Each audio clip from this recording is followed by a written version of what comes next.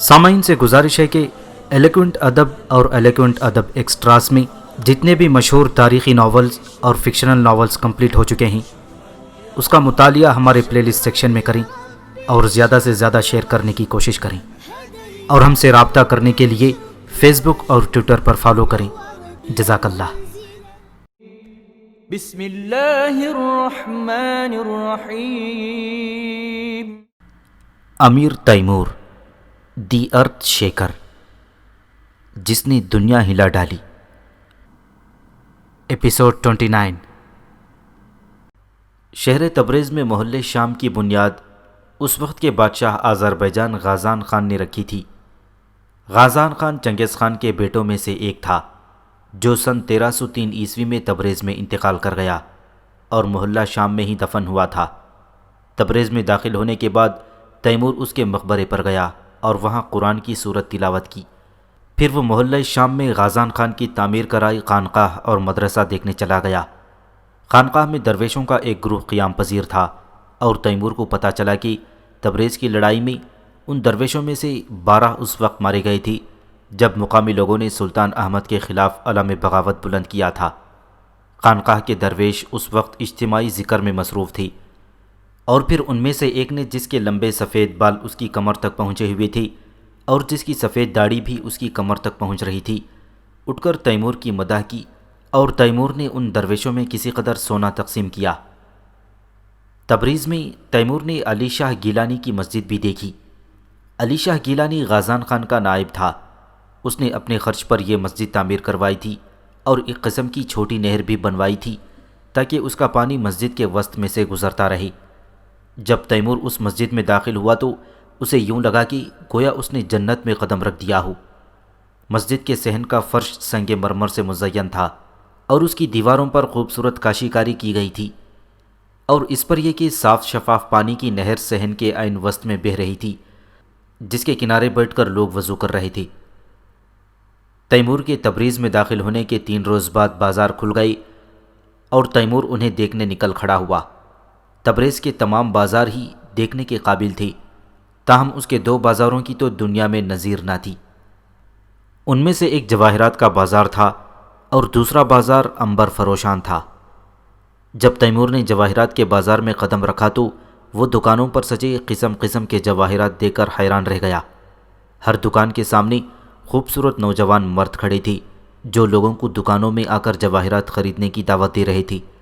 ان خوبصورت نوجوان مردوں نے رنگ برنگے ریشمی لباس پہن رکھے تھے اور سر پر ایسے دیدہ زیب عمامے باندھ رکھے تھے جن کے ساتھ پرندوں کے پر جڑے ہوئے تھے۔ معلوم ہوا کہ وہاں زیورات وغیرہ کی خریدار زیادہ تر عورتیں تھیں اور اسی لیے دکاندار خوبصورت نوجوان مردوں کا بطور معاون انتخاب کرتے اور انہیں دکانوں کے سامنے خوبصورت لباس پہنا کر کھڑا کر دیتے تھے۔ تبریز کا دوسرا اہم بازار یعنی بازار عنبر فروشاں جواہرات کے بازار کے بالکل ساتھ تھا۔ اس بازار میں قدم رکھتے ہی تیمور کو چاروں طرف سے دل موہ لینے والی خوشبوؤں نے گھیر لیا۔ عنبر کے علاوہ اس بازار میں ہر طرح کی خوشبوئیں فروخت کی جا رہی تھیں۔ تبریز کی یہ خاص خوشبوئیں مخصوص کارخانوں میں تقطیر کی جاتی تھیں اور یہاں ملنے والی سرخ گل محمد اور زرد گل محمد نامی خوشبوئیں دنیا بھر میں اپنی مثال آپ تھیں۔ تیمور کو بھی پیغمبر اسلام حضرت محمد مصطفیٰ صلی اللہ علیہ وسلم کی طرح خوشبویات سے لگاؤ تھا اور اچھی خوشبو اسے لذت بخش خوشی سے سرشار کر دیتی تھی۔ خوشبو کا لطف ان لذتوں میں سے ہے جو انسان کو کمزور اور سست نہیں بناتا، اس لیے تیمور اس لذت کو جائز سمجھ کر خوب لطف لیتا تھا۔ تیمور کو بتایا گیا کہ پھولوں کے موسم میں تبریز کے لوگ سرخ گل محمدی یا زرد گل محمدی کے ایک خروار کے اتنا وزن جو ایک گدھا اٹھا سکے ایک مشخال عطر نکال سکتے تھے، اور اس مقدار کے عطر کی قیمت 5 گرام سونا تھی۔ چونکہ خوشبویات کی تقطیر پر کافی خرچ اٹھتا تھا، اس لیے تبریز کی خوشبویات پوری دنیا میں برآمد کی جاتی تھیں اور ساری دنیا میں ان کا چرچا تھا۔ اس روز تیمور نے بھی بازار عنبر فروشاں میں مختلف قسم کے عطر اور خوشبوئیں خرید لیں، بالخصوص گل سرخ کا عطر، گل زرد کا عطر، عطر یاس، نیز بہت سے نافہائے مشک بھی خریدے۔ تبریز میں 2 دریا بہتے تھے، ایک کا نام مہران رود تھا، دوسرے کا نام سرد رود، اور دونوں دریاؤں کا ماخذ کوہ سہند تھا جو تبریز کے جنوب میں واقع ہے۔ ان دونوں دریاؤں کا پانی اس قدر ٹھنڈا ہوتا تھا کہ تبریز کے لوگوں کو برف کی ضرورت نہ پڑتی تھی، اور برف کو صرف انتہائی امیر لوگ شوقیہ طور پر استعمال کرتے تھے۔ یہ دونوں دریا ایک اور سرد آب نامی دریا میں گر کر مدغم ہو جاتے اور پھر آخر میں بحر جیجست میں جا گرتے۔ تبریز میں تیمور نے ایک دن کپڑے کے بازار میں بھی گزارا اور وہاں کپڑوں کی مختلف اقسام دیکھیں۔ وہاں اسے دیبا یعنی ریشم کی ایک قسم، اطلس کے اونی کپڑے اور دیگر کچھ اقسام کے کپڑے دیکھنے کو ملے، اور معلوم ہوا کہ یہ تمام اقسام کے کپڑے تبریز میں ہی تیار ہوتے تھے۔ یہاں کے اطلس اور دیبا کے پارچہ جات کے ملک فرانس میں بھی بہت مانگ تھی۔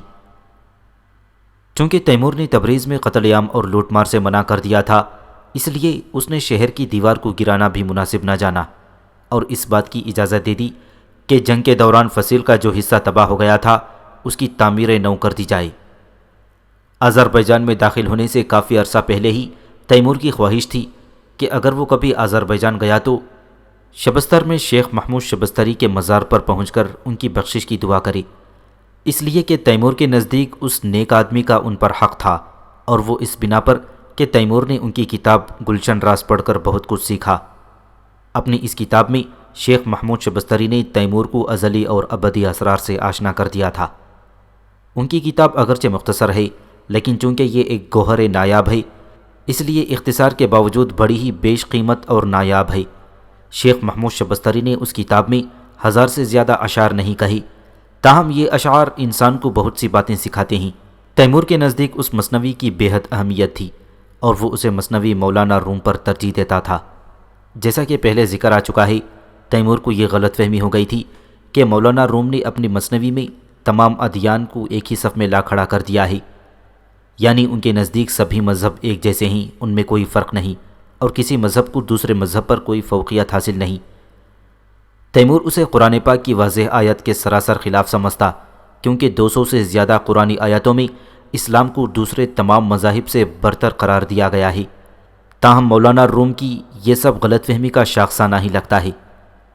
شیخ محمود شبستری کا پوتا شیخ مسعود چونکہ تبریز میں تھا، اس لیے تیمور نے شبستر جانے سے متعلق اپنی خواہش کا اظہار اس سے کیا۔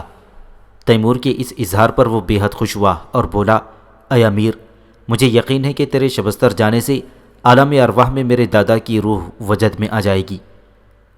جس روز تیمور شبستر کی طرف روانہ ہوا اس روز موسم ابر آلود تھا اور آذربائیجان کے موسم خزاں کا، جو نواحی علاقوں کی نسبت جلد شروع ہو جاتا ہے، آغاز ہو چکا تھا۔ تیمور سوچ رہا تھا کہ اسے اب وہاں سے کوچ کرنا چاہیے اور چاہیے کہ خراسان سے ہوتا ہوا کیش پہنچ جائے۔ تیمور جانتا تھا کہ اگر وہ تیز رفتاری سے کام لے تو موسم سرما سے پہلے کیش پہنچ سکتا ہے، تاہم اس کے وہم و گمان میں بھی یہ بات نہ تھی کہ ماوراؤں نہر تک پہنچتے پہنچتے اسے ایک اور جنگ کا سامنا کرنا پڑے گا۔ شبستر کے مرد، زن اور بچے تیمور کے راستے کے دونوں طرف کھڑے تھے اور بچے تیمور کی طرف اشارہ کر کے ایک دوسرے کو بتا رہے تھے۔ شہر میں داخل ہونے کے بعد شیخ مسعود نے تیمور کو کھانے کی دعوت دی اور وہ اپنے بال بچوں کو تیمور سے ملانے لایا۔ کھانا کھانے کے بعد تیمور شیخ محمود شبستری کے مزار کے دیدار کی خاطر روانہ ہو گیا۔ وہاں تیمور نے دیکھا کہ اس شخص کا مزار بری حالت میں ہے، چنانچہ تیمور نے فوری حکم دیا کہ کسی تاخیر کے بغیر اس عالم فاضل انسان کا مزار ایسا بنایا جائے جو اس کے علمی اور دینی مرتبے کی شایع نشان ہو۔ شیخ محمود کے مزار پر فاتحہ خوانی اور اس کی تعمیر کا حکم دینے کے بعد تیمور نے واپسی کا ارادہ کیا اور شیخ مسعود سے پوچھا کہ اس قصبے کی کل آبادی کتنی ہے۔ شیخ مسعود نے بتایا تقریباً 6000۔ تیمور نے کہا یقیناً بچے بھی اس تعداد میں شامل ہوں گے۔ وہ بولا ہاں اے امیر۔ اس پر تیمور نے کہا اللہ تعالیٰ فرماتا ہے کہ جب کسی قوم میں کوئی نیک آدمی پیدا ہوتا ہے اور وہ نیک اعمال اور ثواب کے حصول کی طرف مائل ہوتا ہے تو اس کے اعمال کی برکت اس کی قوم کے بھی شامل حال ہو جاتی ہے۔ تیرا دادا بھی ایک نیکوکار شخص تھا اور اس نے دین اسلام کی بے حد خدمت کی ہے، چنانچہ اس کے اعمال کی برکت تمام افراد قوم میں شامل حال ہوتی ہے۔ شیخ مسعود نے پوچھا اے امیر، یہ جو کچھ آپ نے کہا ہے اس سے آپ کی کیا مراد ہے؟ تیمور نے جواب دیا میں تجھے کہ تو شیخ محمود کا پوتا ہے 1000 دینار دیتا ہوں اور اس قصبے کے ہر ایک باشندے کو یعنی ہر مرد و عورت کو جس کی عمر بچپن کی حدوں سے گزر چکی ہے 5 دینار زر بخشتا ہوں، اور یہ سب تیرے دادا کے اعمال کی برکت ہے جو اس قوم کے تمام افراد کی شامل حال ہوئی ہے۔ پھر قصبے کے تمام افراد میں تقسیم زر کی ترتیب تیمور نے اپنے خزانہ دار پر چھوڑ دی۔ پھر شبستر سے واپسی کے بعد تیمور کوچ کے لیے تیار ہو گیا اور اردبیل کے راستے سے لوٹنے کا فیصلہ کر لیا۔ اردبیل کا قدیم نام بازان فیروز تھا۔ تیمور جب اردبیل کے قریب پہنچا تو وہاں کا امیر خانقاہ کے تمام بڑے بڑے مشائخ کو ہمراہ لے کر اس کے استقبال کو آیا۔ جب تیمور شہر میں داخل ہوا تو معلوم ہوا کہ وہ ایک کافی بڑا شہر ہے جس کی فصیل مربع شکل میں ہے۔ اردبیل میں تیمور کے قیام کے لیے ایک باغ مخصوص کیا گیا۔ خانقاہ کے بڑے شیخ نے تیمور کی میزبانی اپنے ذمے لینا چاہی، مگر تیمور نے اسے کہا، تو خواہ خود کو زحمت نہ ڈال، میں نہیں چاہتا کہ تو میری میزبانی کا خرچ برداشت کرے۔ تیمور کو علم تھا کہ اردبیل کی خانقاہ کا بڑا شیخ اور وہاں کے دوسرے مشائخ بھی شیعہ ہیں، اور اگر وہ اس کی اطاعت نہ کرتے تو وہ ضرور انہیں قتل کرا دیتا، مگر چونکہ ان سب نے اس کی اطاعت قبول کر لی تھی اس لیے اس نے انہیں آزار پہنچانا مناسب نہ جانا۔ تاہم تیمور یہ نہیں چاہتا تھا کہ ان کا مہمان بنیں اور وہ یہ کہہ سکیں کہ تیمور پر ان کا احسان مہربانی ہے اور تیمور نے ان کا کھانا کھایا ہے۔ تیمور جس وقت اردبیل میں داخل ہوا عصر کا وقت ہو چلا تھا۔ اس نے حکم دیا کہ خانقاہ کا بڑا شیخ اور وہاں کے مشائخ میں سے 2 شیوخ جو دوسروں میں ممتاز ہوں اس کے پاس آئیں۔ تیمور ان سے گفتگو کرنا اور یہ جاننا چاہتا ہے کہ وہ کیا کہتے ہیں اور دین کے بارے میں ان کا نظریہ کیا ہے۔ جب وہ لوگ آ گئے تو تیمور نے انہیں پاس بٹھا کر بڑے شیخ سے دریافت کیا، تیرا کیا دین ہے؟ اس نے جواب میں کہا، میں مسلمان ہوں۔ تیمور نے اس سے پوچھا، یہ بتا دین اسلام کے اصول کیا ہیں؟ اس نے جواب دیا، توحید، عدل، نبوت، امامت اور میعاد، یعنی لوٹ کر جانے کی جگہ، مراد آخرت۔ تیمور نے پوچھا، میرے عقیدے کے مطابق دین اسلام کے 3 اصول ہیں اور وہ یہ ہیں توحید، نبوت اور میعاد، تو نے کس بنا پر ان 5 اصولوں کی بات کی ہے؟ شیخ نے جواباً کہا، اگر 2 اصول 3 اصولوں کے ساتھ بڑھا دیے جائیں تو وہ ان 3 اصولوں کی تائید کرتے ہیں اور ان کو محکم کرتے ہیں۔ اگر یہ 2 اصول ان 3 اصولوں کو کمزور کرتے ہیں تو پھر تجھے ان پر اعتراض کا حق تھا، لیکن چونکہ وہ 3 اصولوں کو محکم کرتے ہیں لہٰذا تجھے ان پر کسی قسم کا اعتراض نہ ہونا چاہیے۔ تیمور نے کہا، جو تو کہہ رہا ہے وہ بدعت ہے اور کسی کو اسلام میں بدعت ایجاد نہ کرنی چاہیے۔ خانقاہ کا بڑا شیخ جسے وہ لوگ روحانی پیشوا کہہ کر پکارتے تھے کہنے لگا، اے امیر، بدعت تو وہ ہے جو قرآن پاک کے واضح فرمودات کے خلاف ہو۔ کیا قرآن پاک میں کہیں یہ لکھا ہوا ہے کہ دین کے 3 بنیادی اصول ہیں؟ تیمور نے کہا، اگرچہ اسلام کے 3 بنیادی اصولوں کا الگ سے قرآن پاک میں ذکر نہیں آیا، لیکن قرآن کی آیات کے مجموعی نتیجے سے یہ بات سامنے آتی ہے کہ دین کے اصول 3 ہیں، پہلا توحید، دوسرا رسالت یا نبوت اور تیسرا میعاد یعنی آخرت۔ جو کوئی بھی مسلمان ہو اسے ان تینوں اصولوں پر لازماً اعتقاد رکھنا چاہیے۔ خانقاہ کا شیخ کہنے لگا، ہم قرآن پاک کی آیات سے اس طرح نتیجہ نکالتے ہیں کہ دین کے 5 اصول ہیں، پہلا توحید، دوسرا عدل، تیسرا نبوت، چوتھا امامت اور 5واں میعاد۔ کیا اے امیر والا تو مجھے اجازت دیتا ہے کہ میں قرآن پاک کی وہ آیات تلاوت کر کے سناؤں جن میں اللہ تعالیٰ کے عدل و انصاف کے بارے میں بات کی گئی ہے؟ تیمور نے کہا، اے شخص، مجھے پورا قرآن حفظ ہے اور میں بخوبی جانتا ہوں کہ کس آیت مبارکہ میں خدا کے عدل و انصاف کا ذکر ہے، لیکن اس طرح تو قرآن پاک میں بہت سی ایسی آیات بھی ہیں جن میں اللہ تعالیٰ کے علم و فضل کے بارے میں بات کی گئی ہے، اور اسی طرح قرآن میں بہت سی ایسی آیات ہیں جن میں اللہ تعالیٰ کے رحم و کرم کا ذکر ہے۔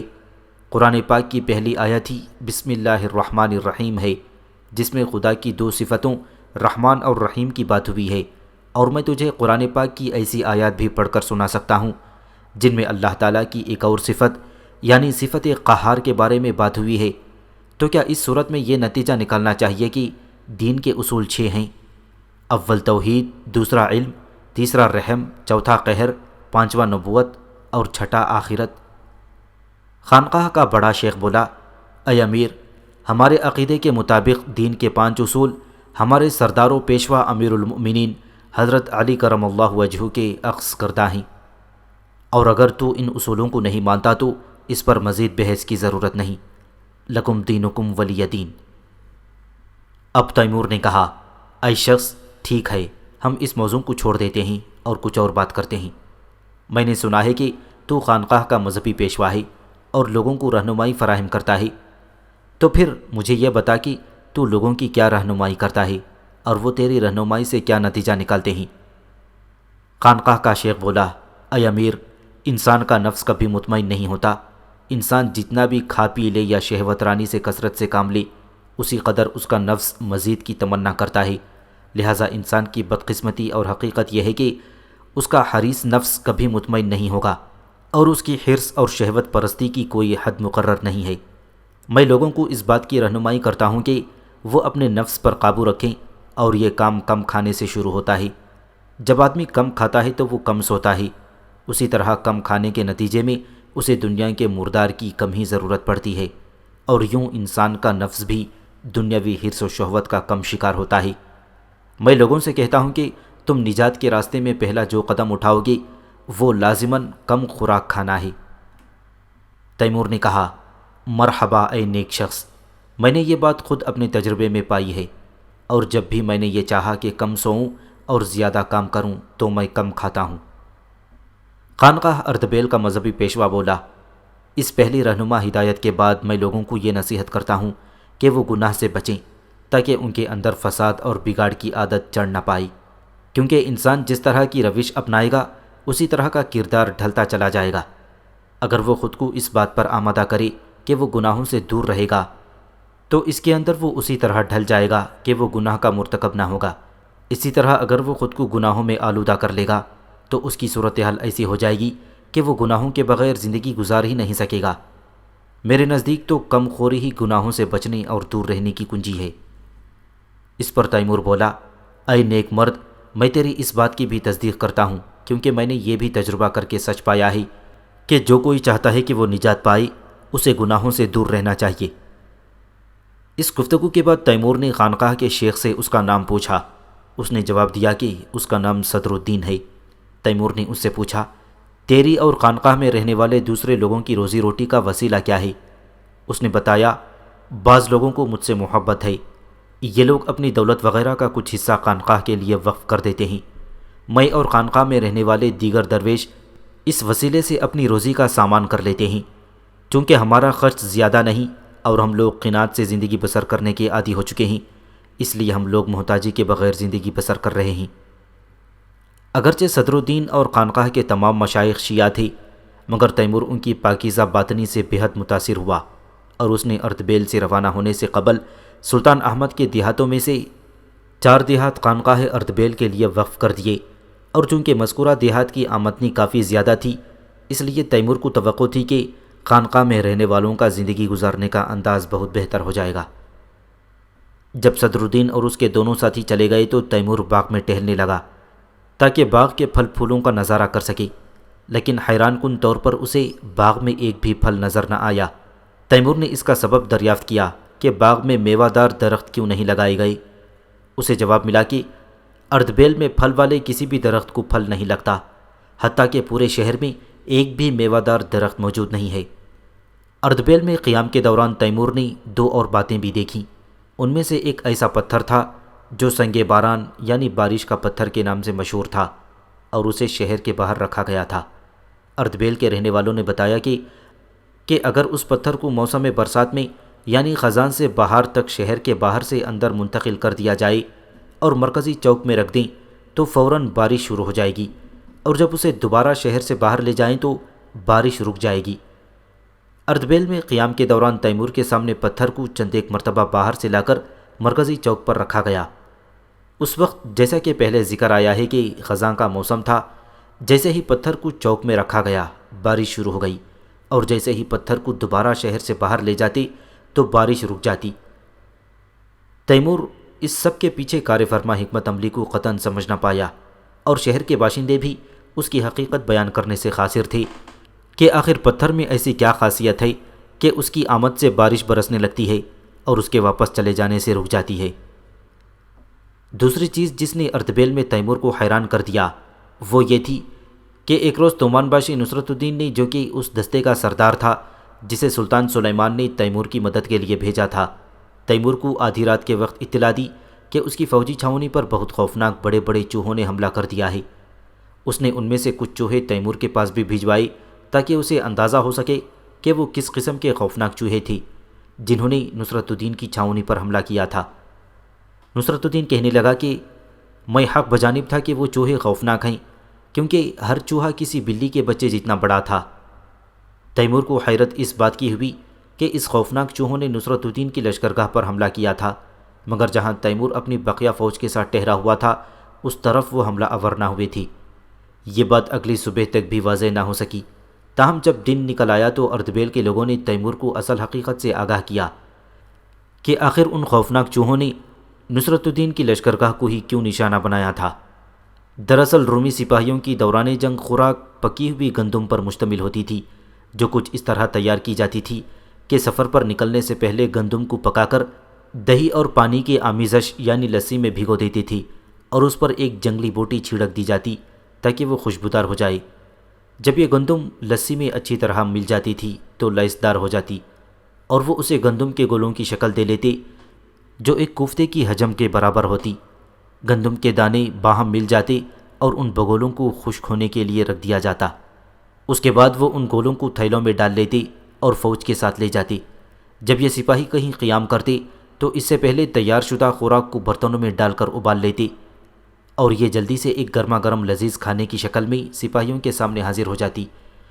یہاں صرف ایک بات تھی جس سے رومی سپاہی بے خبر تھے، اور وہ یہ کہ وہ اس غذا کی تیاری کے لیے جو خوشبودار جنگلی بوٹی چھڑکتے تھے وہ اردبیل کے چوہوں کو اپنی طرف کھینچتی تھی۔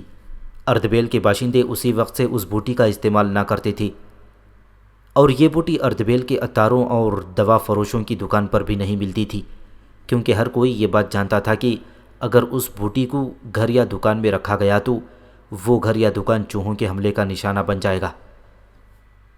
اس رات رومی فوجی اس خوفناک چوہوں سے ساری رات لڑتے اور انہیں مارتے رہے، مگر پھر بھی وہ ان چوہوں کی فوج ظفر موج کو نہ روک سکے جو قطار در قطار ان پر حملے کر رہے تھے۔ جب صبح طلوع ہوئی تو چوہے خود بخود ان کی لشکرگاہ سے بھاگ گئے، کیونکہ چوہے دن کی روشنی سے خوف کھاتے ہیں، مگر جانے سے پہلے وہ رومی سپاہیوں کی خوراک کا ذخیرہ پوری طرح چٹ کر گئے، اور یوں نصرت الدین کے لیے اس کے سوا کوئی چارہ نہ بچا کہ وہ اپنے سپاہیوں کے لیے مقامی لوگوں سے اشیاء خوردنی خرید لے۔ موسم سرما کی آمد تھی اور تیمور بیزنطیوم فتح کرنے کی خاطر واپس روم لوٹ سکتا تھا۔ تیمور کو بتایا گیا تھا کہ آذربائیجان اور روم میں موسم سرما انتہائی سرد ہوتا ہے، جس سے فوجی نقل و حرکت بالکل معطل ہو کر رہ جاتی ہے، لہٰذا معقول بات یہی تھی کہ تیمور جس قدر جلد ممکن ہوتا واپس وطن پہنچ جاتا اور موسم سرما ماوراؤن نہر میں گزار کر باہر کے موسم میں بیزنطیوم کا رخ کرتا۔ بیزنطیوم پر حملے کو ملتوی کرنے کا ایک فائدہ یہ بھی تھا کہ اس وقت تک وہ بحری جہاز بھی پہنچ جاتے جو تیمور نے بادشاہ فرانس سے منگوائی تھی، اور اس کے علاوہ روم کی بندرگاہ پر تیمور کے حکم سے تیار کیے جانے والے بحری جہاز بھی مکمل ہو جاتی۔ چنانچہ تمام مطلوبہ جہازوں کے حاصل ہو جانے کے بعد تیمور قسطنطنیہ پر بھرپور حملہ کر سکتا تھا۔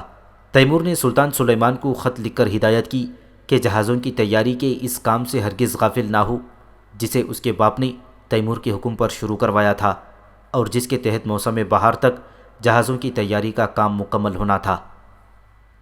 اس کے بعد تیمور نے نصرت الدین اور اس کے سپاہیوں کو رخصت کر دیا، کیونکہ اب اسے ان کی مزید ضرورت نہ تھی تاکہ وہ سردیوں کی آمد سے قبل روم پہنچ جائیں۔ تیمور نے نصرت الدین کے ہر سپاہی کو بطور اضافی اجرت 3 دینار عطا کیے اور ان کے سردار نصرت الدین کو 300 دینار۔ پھر تیمور اپنی فوج کے ساتھ قزوین اور رے کی طرف روانہ ہو گیا۔ شہر رے پہنچ کر تیمور نے وہاں موسم خزاں کو اس قدر خوشگوار پایا کہ اگرچہ اسے واپس وطن پہنچنے کی جلدی تھی مگر اس نے وہاں 2 دن قیام کا فیصلہ کر لیا۔ تیمور جب شہر رے سے خراسان کی طرف روانہ ہوا تو ان کا ہراول دستہ جس کے ذمے ان کے لیے اشیاء خوراک، چارہ اور دیگر ضروری اشیاء کی قبل از وقت فراہمی تھی، نشاپور کے ویرانے سے گزر کر طوس کی طرف بڑھ چکا تھا۔ جس روز تیمور سبزوار سے گزر رہا تھا تو وہاں کٹے ہوئے سروں کے بچے کچے مینار جو تیمور نے بنوائی تھی ابھی تک نظر آ رہی تھی۔ تیمور کو معلوم تھا کہ جب تک مقتولوں کی کھوپڑیوں کی ہڈیاں باقی ہیں سبزوار میں کوئی بھی اس کے خلاف بغاوت کرنے کی جرات نہ کر سکے گا۔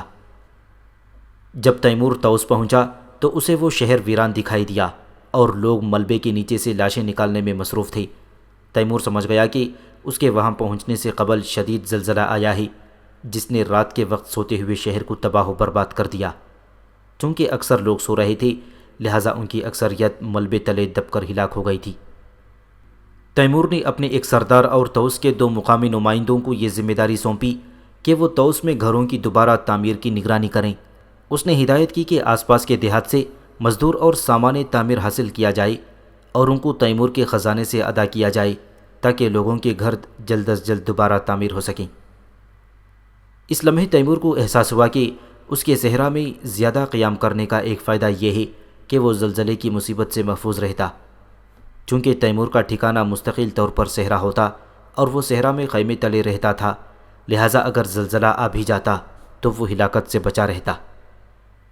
اس وقت تک تیمور کے وطن یعنی شہر کیش کی تعمیر مکمل ہو چکی تھی۔ جیسا کہ پہلے ذکر آیا ہے تیمور نے دنیا بھر کے سلاطین کو شہر کیش آنے اور اس خوبصورت شہر کا نظارہ کرنے کی دعوت دینے کا فیصلہ کیا تھا۔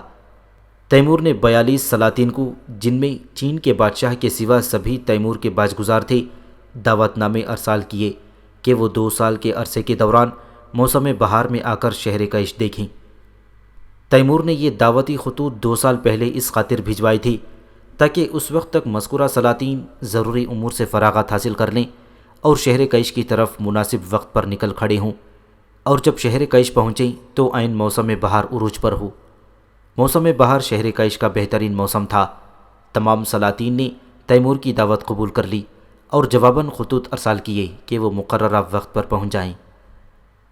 تیمور کے خط کے جواب میں چین کے بادشاہ نے تیمور کو ایک جوابی خط لکھا جس میں اس نے یوں تحریر کیا: تیمور بیگ، جو خود کو ان سے بڑھ کر بتاتا ہے جو وہ اصل میں ہیں، یہ جان لے کہ میں مملکت چین کا بادشاہ ہوں جو جابلقا سے جابلسا تک پھیلا ہوا ہے۔ میرے ملک میں بے شمار کسان ہیں جن کی تعداد صحرا کے ریت کے ذروں اور سمندر میں مچھلیوں کی تعداد سے زیادہ ہیں۔ جب میری فوج حرکت میں آتی ہے تو زمین کانپ اٹھتی ہے۔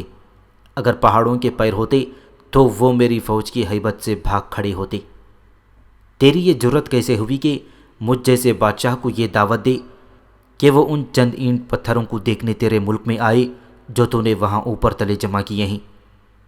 میں اس قدر عظیم ہوں کہ جب دنیا کے سلاطین میرے سامنے آتے ہیں تو انہیں 10 بار جھک کر فرشی سلام کرنا پڑتا ہے، پھر جا کر میں انہیں اپنے تخت کے پایوں تک پہنچنے کی اجازت دیتا ہوں۔ جب اینٹ پتھر باہم جوڑ کر تو پھولے نہ سمایا اور سمجھا کہ تو نے کوئی بڑا کارنامہ انجام دیا ہے، اگر تو ملک چین آ کر وہ دیواریں دیکھے جو میرے آباء و اجداد نے تعمیر کروائی ہیں تو تجھے پتہ چلے گا کہ یہ دیواریں ہزاروں میل لمبی ہیں۔ انہیں دیکھ کر تو حیرت سے ناخن چبانے لگے گا۔ تیمور بیگ، میرے ملک کے سردار تجھ سے کہیں زیادہ طاقتور اور زیادہ مالدار ہیں۔ جس دن تو میرے کسی ایک سردار کے برابر دولت اور قوت حاصل کرنے میں کامیاب ہو گیا تو اس روز میں تجھے اجازت دوں گا کہ تو مجھے اپنے وطن آنے کی دعوت دے، اور جب تک تو اس مرتبے تک نہیں پہنچتا تو تیرے لیے یہی بہتر ہے کہ تو خود کو میرے چاکروں میں شمار کرے اور کبھی تو اپنی اوقات سے تجاوز کرنے کا سوچنا بھی نہیں۔ جیسے ہی تیمور کو یہ خط ملا تو چونکہ دنیا بھر کے بادشاہوں کے کیش پہنچنے میں ابھی 2 سال تھے، اس لیے تیمور نے پختہ ارادہ کر لیا کہ وہ چین جائے گا اور چین کے بادشاہ پر یہ ثابت کر دے گا کہ وہ اس سے برتر ہے۔ تیمور نے چین کے بادشاہ سے جنگ کے لیے فوج تیار کی اور چین کی طرف نکل کھڑا ہوا، لیکن ابھی چین کے راستے ہی میں تھا کہ اس پر سختہ طاری ہو گیا، بالکل ویسا ہی جیسا کہ اس نے خواب میں دیکھا تھا اور جس کا ذکر پہلے آ چکا ہے۔ وہ 7 روز تک بستر پر رہا اور 7ویں دن اس کی روح قفس انصری سے پرواز کر گئی، اور یوں اس عظیم فاتح اور جرنیل کی حیرت انگیز زندگی کا باب مکمل ہو گیا۔ تیمور کی لاش سمرقند پہنچا دی گئی اور اسی قبر میں دفنا دی گئی جو تیمور نے موت سے قبل اپنے لیے تیار کروائی تھی۔